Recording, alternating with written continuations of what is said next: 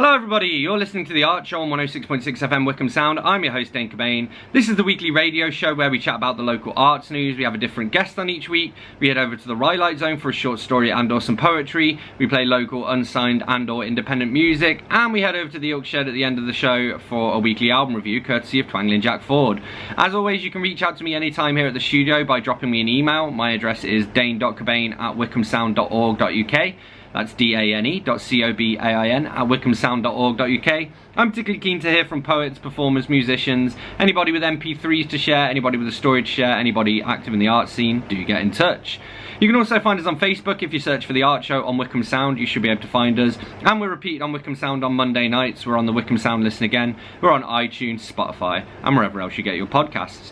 So this week we're going to be chatting to musician Kit Goff.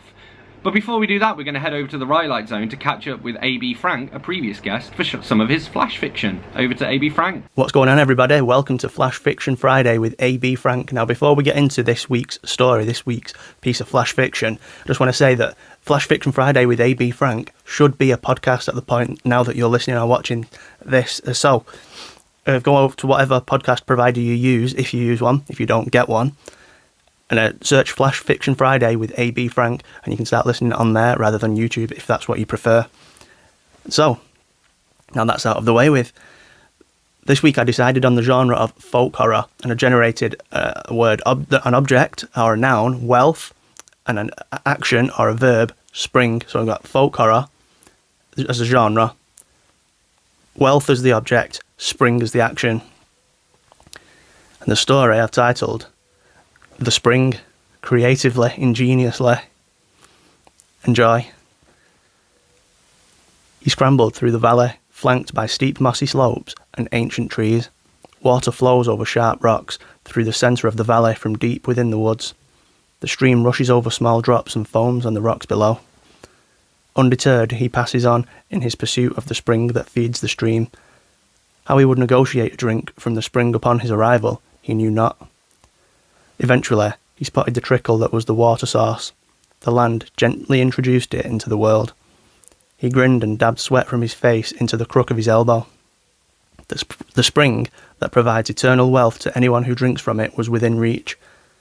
Then the rustle of leaves, trickle of water, and birdsong all ceased, and a silent void replaced it. "So you think the spring will be your source of wealth?" said an ethereal voice emanating from all around him. He looked everywhere, but saw nobody. "I do," he shouted up to the canopy. "What are you willing to sacrifice for a drink from the spring?" He gazed at the silent trickle of water emerging from the rocks like lifeblood. "Everything." "Very well, you may proceed." He went to his knees and put his lips to the mouth of the spring. He savoured long gulps with closed eyes. "You have drank from the spring. Now your sacrifice is due," said the voice. All the sounds of the wild returned at once. The mouth of the spring opened wide and swallowed him. His sacrifice, everything. He was gone. The spring fed the stream again, which in turn became a waterfall. The end. What's going on, everybody? Welcome to Flash Fiction Friday with A.B. Frank. Now, before we get into this episode, I just wanted to remind you all that you can get Flash Fiction Friday with A.B. Frank on any podcast provider, so go to whatever podcast provider you use and search for the show. I'll also be putting a link to my email list down below, so if you want to join the list, there's a few benefits. The link will take you to a page explaining some of those benefits. I'm not going to bore you with them here. I'm not going to pressure you into joining it. If you want to join it, then you'll get some benefits, and there'll be opportunities that I'll be sharing with the email list exclusively in the future, so go and check that out if you feel like it. But anyway, this episode, I've chose the horror genre. The object or the noun that I generated is restaurant, and the action or the verb that I generated was distinguish. So we've got horror, restaurant, and distinguish. And the story that I wrote, as always, 250 words, give or take 10%, is titled, They Descend Upon Me. Enjoy. They are coming for me.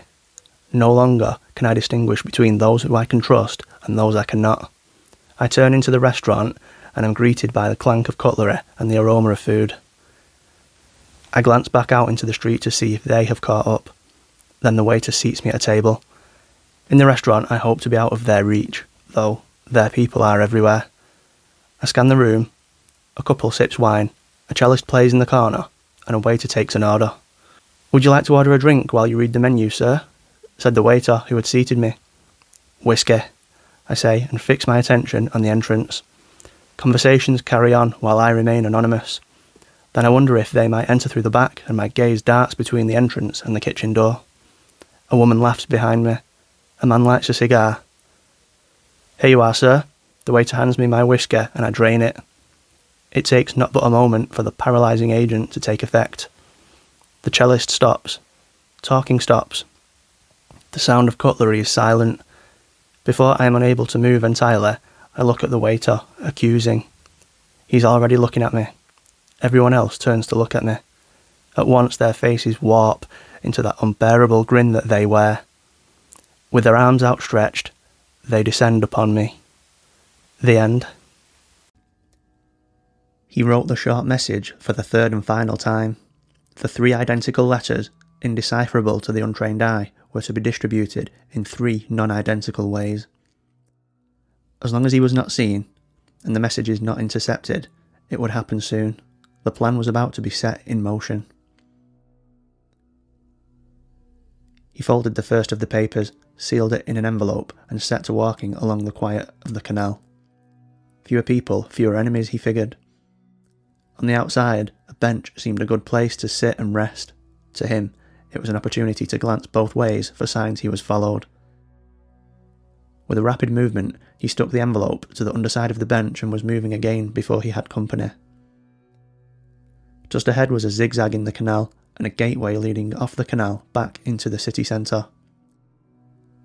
He rounded the first bend and knelt. From the inside pocket of his overcoat, he produced a corked bottle. The second message rolled tightly inside. He placed it into the water and the flow took it away. No sooner was he up and moving when a man from the Order of Occult Eradication rounded the bend he himself had just walked around.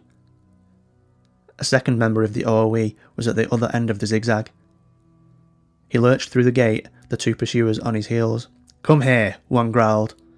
The OOE reached the gate, only to find an empty passage where the young man had ran seconds prior. The third letter would be delivered in secret. That was AB Frank with some flash fiction. You're listening to The Art Show on 106.6 FM Wickham Sound. I'm your host, Dane Cobain, and this is Humans Can't Reboot with Biting Back.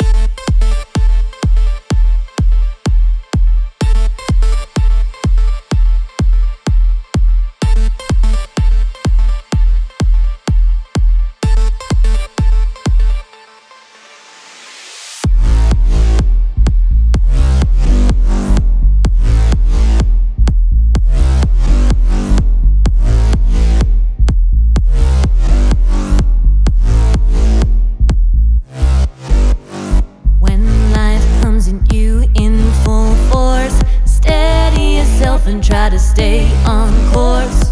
Keep up the fight and show no remorse.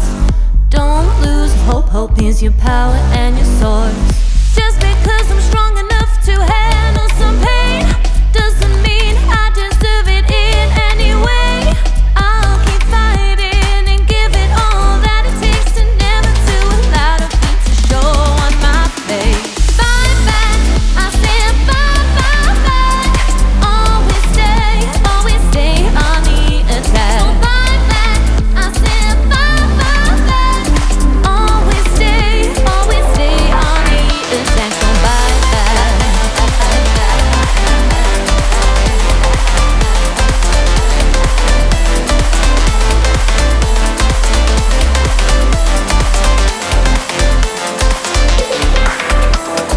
You're not completely broken to the core. All this pain inside that you keep in store. You know what is the means and what is the cause. It's time to open your mouth and bear your claws. Just because I'm strong enough to handle some pain doesn't mean I deserve it in any way. I'll keep fighting and give it all that it takes to never to allow defeat to show on my face. Fight back, I stand fight back. Always stay on the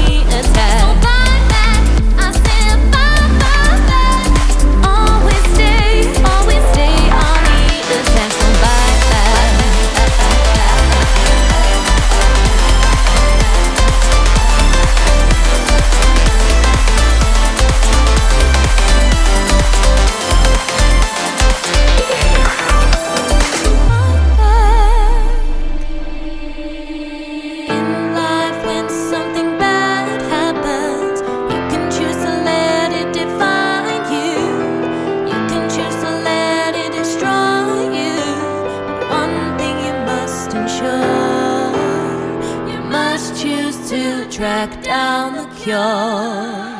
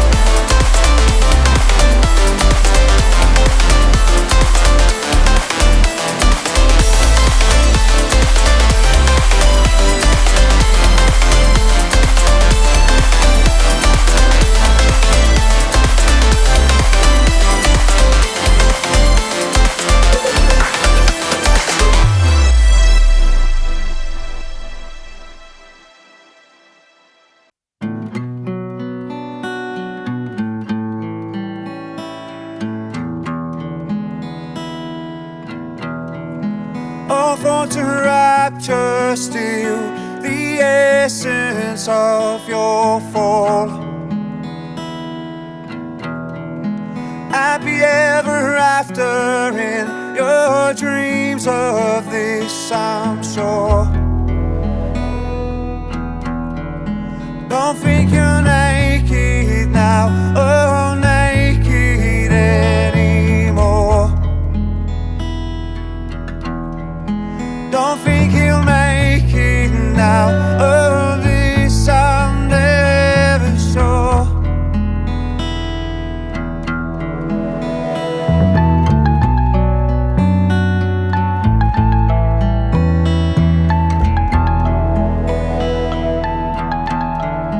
What will the neighbors say when you can't keep up with Jones?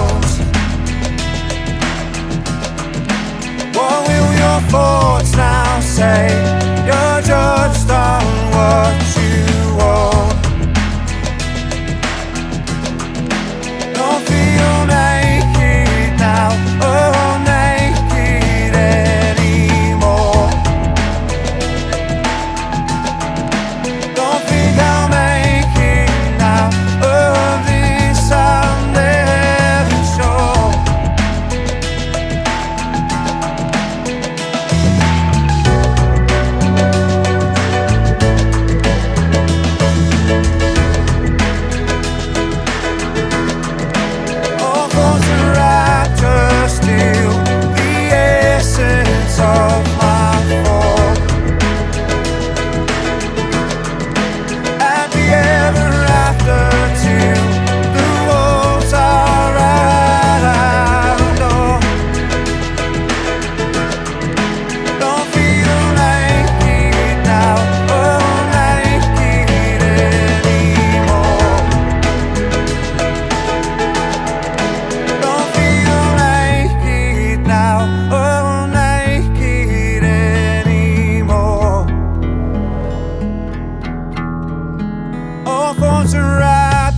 Still the essence of my fall.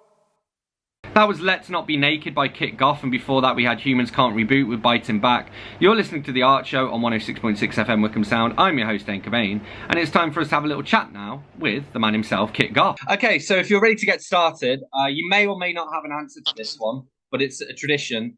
The first question I ask everybody is, what was the last book that you read, and what did you think of it?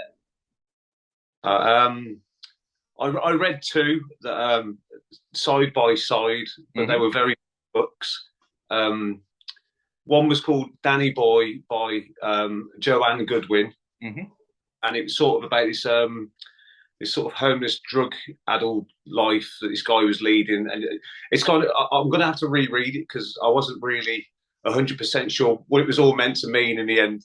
Yeah. Anyway, because hallucinations that are going on, and you're not really sure partway through the book whether it's reality or whether it's just Danny's mind just reeling out of control. And the other book that I read alongside that was Gangster by Lorenzo Carcetera, which is just your basic, Godfather-esque type story. It sort of went in reverse order, though. It told it from the old man's hospital bed going backwards into his youth. Awesome. Cool. They both sound really interesting. And obviously, so today, the main thing I want to talk to you about is your music. So I thought a good place to start would be to ask, how long have you been making music and how did you get your start? Well, to be honest, I think I always wrote poetry. And when I got to 17, I just had this sort of urge and drive to learn the guitar. I'd always loved music anyway. So when I got to 17, I sort of incorporated my poetry with playing my guitar, and then it eventually became singing and writing songs. Awesome. Cool. And I was going to ask you about the songwriting process and how you approach it. So, I mean, do you start with lyrics first, or do you just sort of play around with it and find some chords and go from there? I'm an experimentalist. I just, to be honest, wing it, and then eventually, after a while, something will stick, and then after a few times of messing around, something else will be added or taken away, and then they've sort of evolved the majority of the time, if I'm honest. Awesome. So how do you decide then, like when you've reached the definitive version of a song and it doesn't need any more changes, or do they just continue evolving even kind of after you record them? Well, some of them I just feel like it just feels like that's their natural point. Yeah. That like they've reached their natural point, and to me, it just sounds like it all fits and it's comfortable. And whereas other songs, I tend to when I'm doing a live performance, they're never 100% exactly the same because there's always that little bit, here and there. So they do evolve to a certain degree, but the majority of the time, I think I get to a point in the song and I'm like, right, I'm happy with that now. Yeah. I'm going to write it down and actually make this a song. Awesome. And speaking of live, how often do you play live? As often as I can, which isn't as often as I want. To be honest, my calendar's mostly filled up of charity gigs and open mics. I've got a few gigs lined up. I've got an open mics late fest, a big festival from the open mics late Facebook group. Yeah. That'd be a great one. I've got a Chesterfield beer festival. That'd be a good one. Obviously, beer festivals always good. Yeah. But I mean, I probably play. I've played recently every week, but I mean, it's up and down. You know the way that life can be, Dane. Yeah, yeah. And I mean, how did you cope during COVID? Did you do anything like live streaming or anything like that, or were you just sort of playing to yourself at home? Well, to be honest, the Open Mics Late group on Facebook was a lifesaver for me as an output. I've been playing music since I was 17, but I didn't do it publicly. I went to an open mic 3 years ago, and it's like my first public performance since I was a kid, sort of thing. And to be honest, my first song went okay, people were really good, and then I panicked halfway through the second song and run away. But then I kept going back and getting a little bit more confident, and then eventually got gigs through the open mic sort of scene. Awesome. And I did want to ask specifically about open mics late. How do you think that's helped your musical development? Has it just been a confidence thing, or has it kind of affected the way that you play and write as well? All of the above, I think. I mean, I was so lucky. I met a guy called Sean Keys from the Open Mics Late group, and he's the guy I've just recorded the album with. Yep. That's available on Bandcamp. But I mean, even down to songwriting stuff, there's been artists and other songwriters on there that their stuff, when I've heard it, I've been sort of, it's like an education within itself, isn't it? When you hear somebody else's perspective on how to write a song and how to approach these things. And so, I mean, it's boosted me in so many ways, but also given me a sense of belonging to a community when really, to be honest, I was just breaking into the music community locally when COVID struck, to be honest. So it was such a big thing for me, Open Mics Late community. Awesome. And you talked about your new album. So, what's it called? Where can people get it? And, what can you tell us about the songs on it? Well, it's called Demons Love Again, which is the title of one of the tracks. It's available on Bandcamp. To be honest, I think reflecting on the songs afterwards is interesting. And I feel like a lot of it is probably based around trying to improve as a person and trying to see the positive in things. And, but I mean, the songs as a whole, I mean, check it out. I mean, it's difficult for me to describe really, but I'm so happy it's, full production and stuff, which is cool, so. Yeah. Yeah. And you mentioned like I suppose like personal growth and stuff. And one thing I wanted to ask you about is mental health really, and how important do you think music is to positive mental health? Oh, it's a lifesaver for me personally. I feel like everybody should find some sort of output for their emotions, and for me, music has been the greatest crutch within my life. It's there when you're happy, there when you're sad. You can express yourself in, through frustration. It's always, for me, I think music for my mental health is it's the linchpin that holds me together really the majority of the time. And if the lyrics to my songs, some of them are reflections of my own personal mental health through different stages and stuff in my life. Yeah, and I suppose it helps you to relate to people as well. And there's a quote about Shakespeare where it said, I think in Shakespeare's plays he covers every possible human emotion, and I think the same is true of music. Oh, 100%. I think it's any sort of creative output. I think it sort of hangs on the same. It's day-to-day life things people say, things that they do, the way it affects you, and the environment around you. I mean, it's all reflected within the creativity that you put out. I think whether it be the written word or music. Yeah. For sure, cool. And so I wanted to ask you about the instruments you play. So how many instruments do you play? Is it just like guitar and vocals, or do you play any others? Well, I play guitar and vocals. I can play the keyboard really badly. I've sort of got all the basic chords for keyboard. I used to have a drum kit. I no longer have a drum kit because we've got a dining room and I'm old and bored. So I can play the drums to a reasonable standard, but to be honest, I'm mainly guitarist and singer-songwriter really, if I'm honest with myself. And I wanted to ask, like, if you could learn any new instrument, which one would you pick and why? To be honest, I'd really like to learn the cello, just because I love the sound that it produces. I don't know why, I just always found it's the same as the guitar for me. It was the guitar, like all music, I love all music, but the sound of somebody just going nuts on a guitar for me was just so beautiful. It's the same as when I hear a beautiful cello part. Yeah. For me, that would be my second instrument to try and tackle. Cool. And how do you go about getting the word out about your music? Is it just sort of a little bit of Facebook and then the open mics you perform at? Are there any other ways that you try and promote it? Well, I'm trying my best at the minute, Dane. I'm all over social media. I'm on TikTok, Instagram, YouTube, Facebook. It's all under Kit Goff Music. I'm trying to create a space where a website where it'll all be accessible from one page, but that's all a work in progress at the moment. You're listening to The Archer on 106.6 FM Wickham Sound. I'm your host, Dane Cobain. I'm here in conversation with Kit Goff, and this is his tune, Demons Love Again.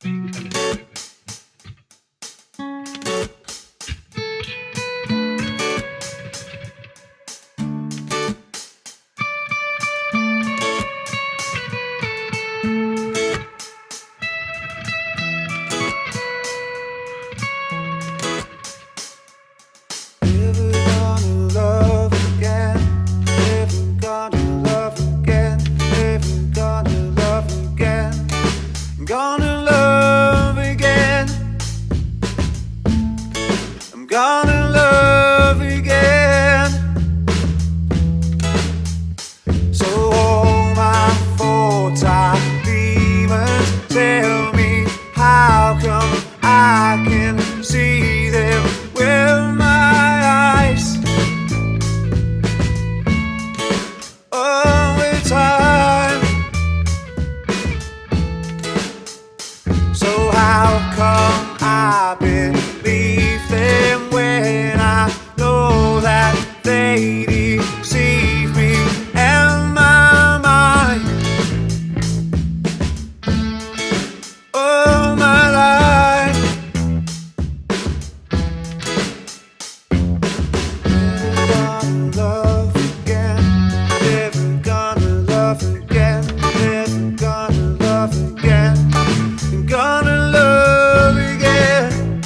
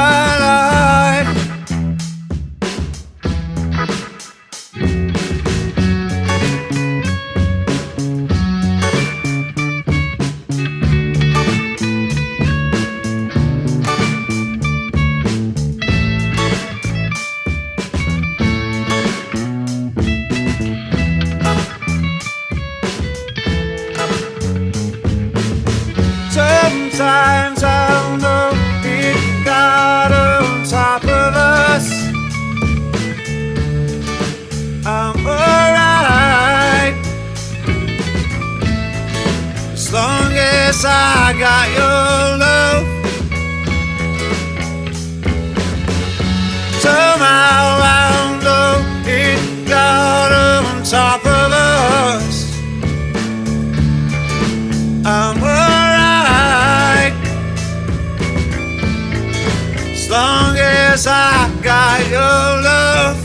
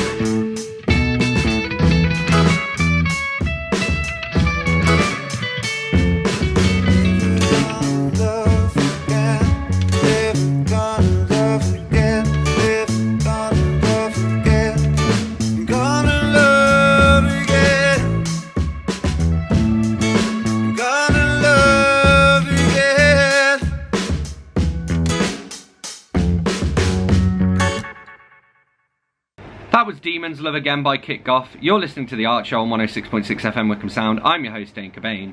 And now I'm joined in the studio, well, via Zoom, by Kit Goff himself. And so we've talked a little bit about, again, this kind of the musical community.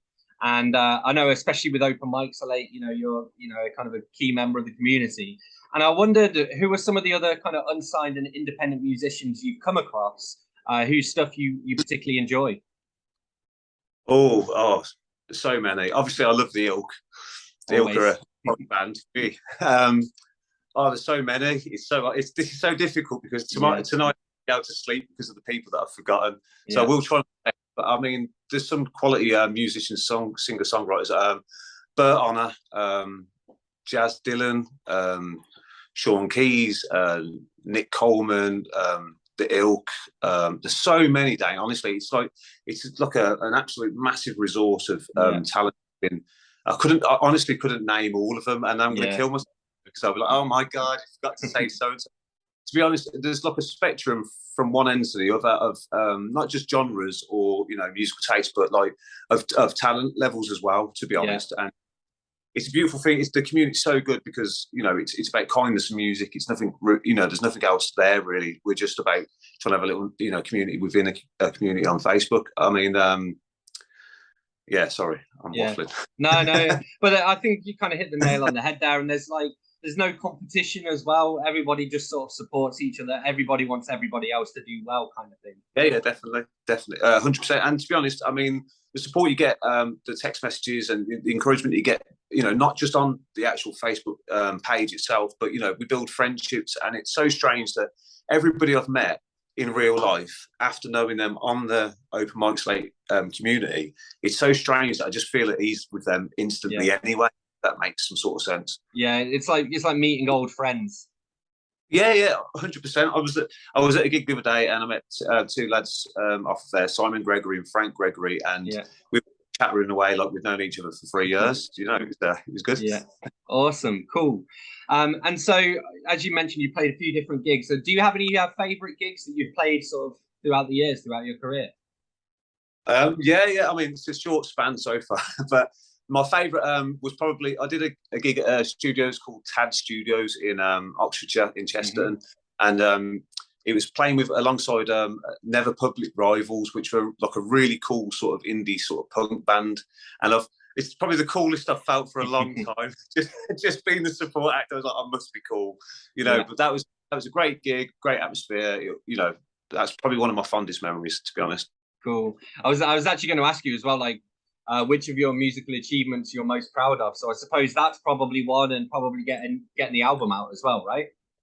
Yeah, the album, 100%. I mean, it's such a crazy thing to hear yourself for years just playing an acoustic guitar, and then to hear the full production and the can add. I mean, so the album's definitely the pinnacle. I mean, there's been so many highlights, but it's, you know, that is definitely the one so far, is the album release.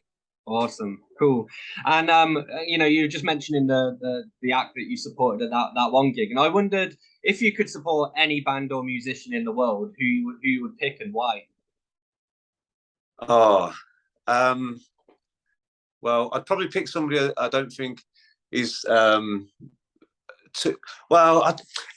that's such a difficult question. I've never. I mean, if it could be dead or alive, I mean, I'd probably go with Bob Marley, just because he's cool as anything. Yeah.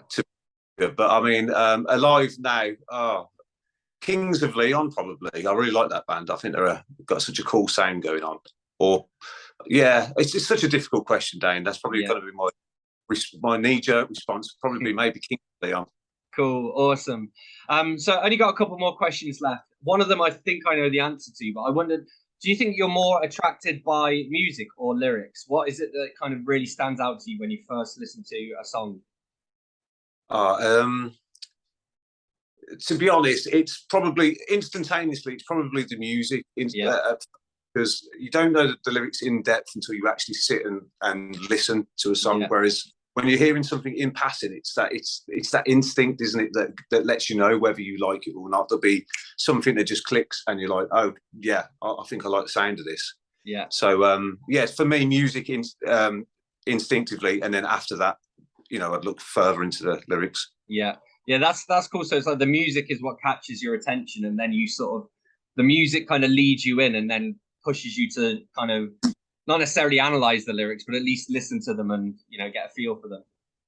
Yeah, because you've got that drive to want to understand what this is about. Yeah. Cool. And do you have any like non-musical hobbies? Yeah, I do. I play Call of Duty sometimes. A lot of basketball and football with my sons, and swimming and stuff like that. Cool. Awesome. Great. And so just the one question, well, it's two questions really to end on, which is, what's next for you and where can people follow you to find out more? Excellent. What's next for me? Well, I've got a gig coming up in the 27th, on the 27th of August, which will be the Chest Fest in Chesterton, which is like a big beer festival, the reopening an old country pub. Nice. Gig coming up, and you can find me on TikTok, Instagram, Facebook, all under Kit Goff Music. And if you get time, please check me out on Bandcamp. Big thank you to Kit Goff for joining me. You're listening to The Archer on 106.6 FM Wickham Sound. I'm your host, Dane Cobain, and this is Kit Goff. Kick off with fire.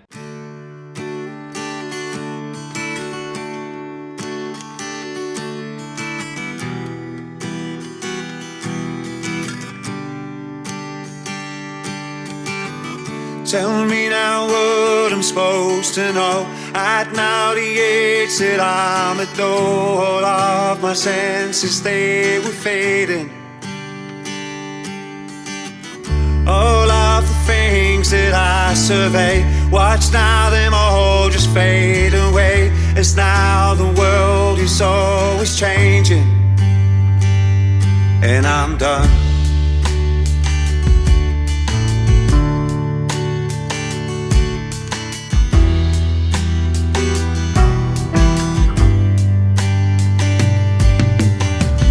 As I would sit and contemplate, am I just a little late for all the things that I was dreaming? Oh, I'm now for dear life, till now the glimmer and right, and now I see it slowly fading, and I'm done.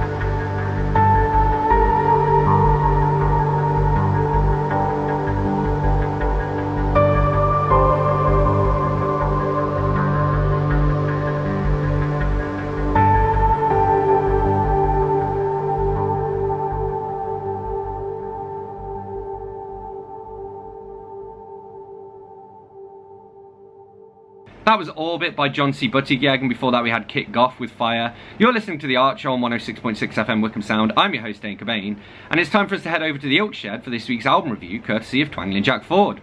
Foo Fighters' Wasting Light. I chose this album, though I suspect I might prefer the new one, as I think this is probably the best album to recommend as an introduction to the Foo Fighters. I have their greatest hits which came out before this album, and I have a number of their CDs that were released before this one, all of which I picked up cheap in charity shops, and I have struggled to get into anything other than the greatest hits.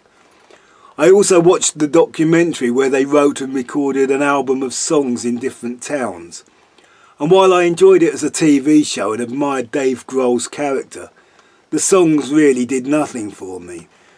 I used to think there was not much more to them than what I might see at the Bellevue or Phoenix on a Saturday night, as good as that might be, till I got a cheap second-hand copy of this from Music Magpie and gave it a good listen. This album has everything you might expect from the Foo Fighters. Press play and you get an explosion of sound, guitars and drums and a shouting voice like a roll of angry thunder. The loud, quiet loud of the Pixies that smells a bit like Teen Spirit. The palm-muted staccato chords of 80s power pop like the Cars. The buzzsaw guitar and dumb 60s melodies of the Ramones and the insanely fast riffs of Motorhead.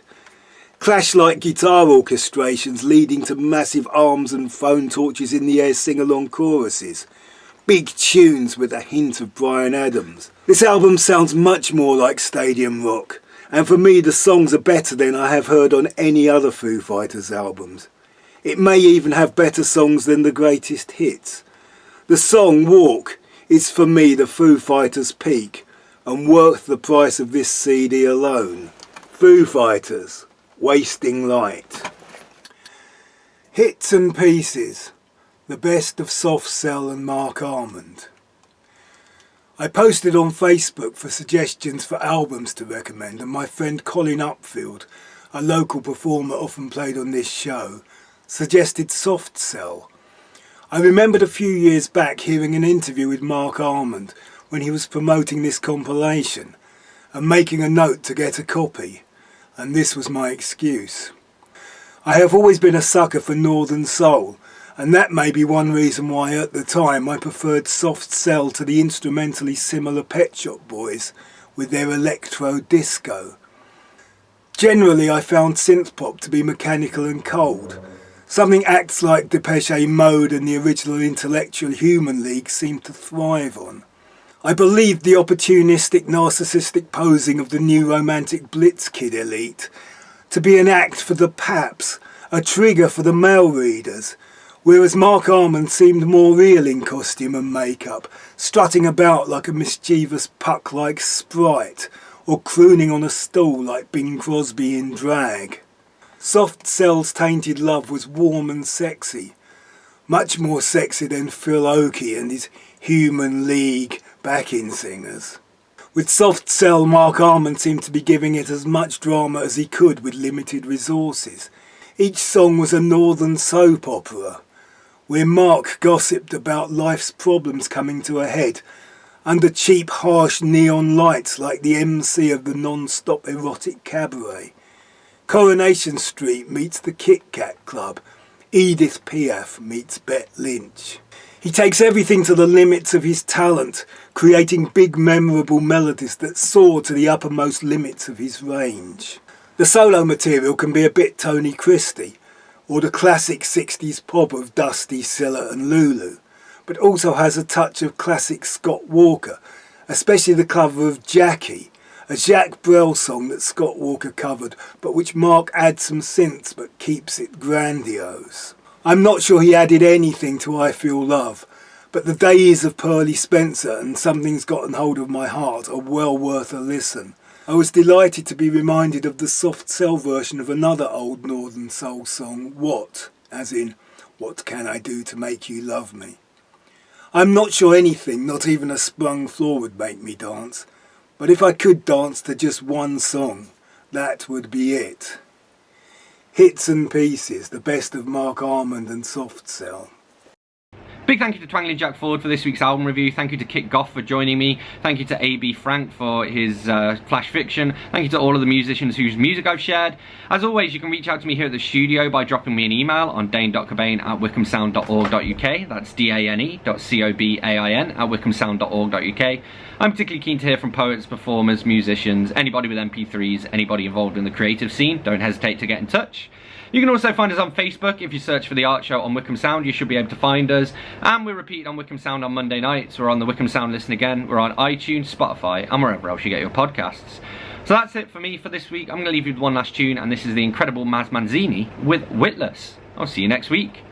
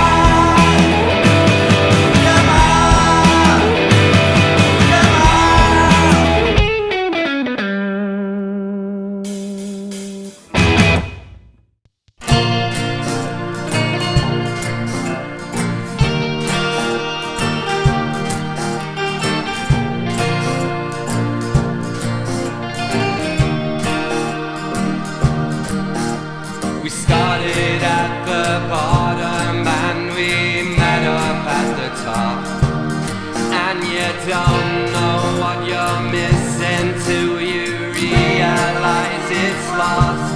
And I don't know where you're going, and I don't know where you've been, but I will walk the road with you, my friend.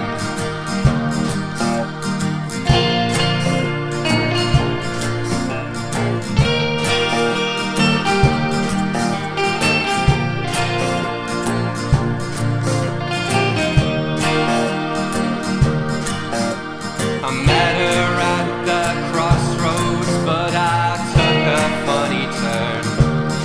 Now the wolverines and foxes think that I'm a skeleton, and they make me run away before we get a chance to talk.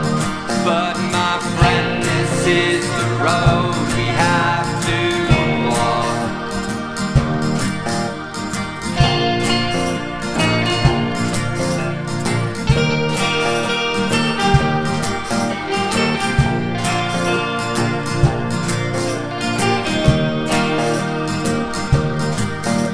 I think I ought to tell her that I really like her style, and I'd like to understand her and hang out for a while. And I don't know where I'm going, and I don't know where I've been, but I will walk the road with you, my friend. They're not nobody's problems, 'cause someone has gotta solve them. But you can lean down on me. And when you got nowhere to stay, I'll help you find another way. So you can lean down on me.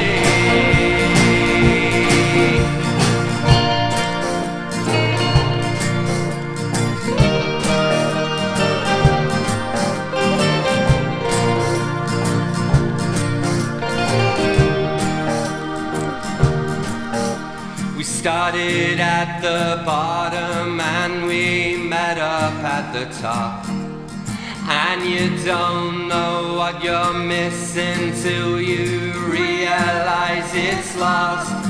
And I don't know where you're going, and I don't know where you've been, but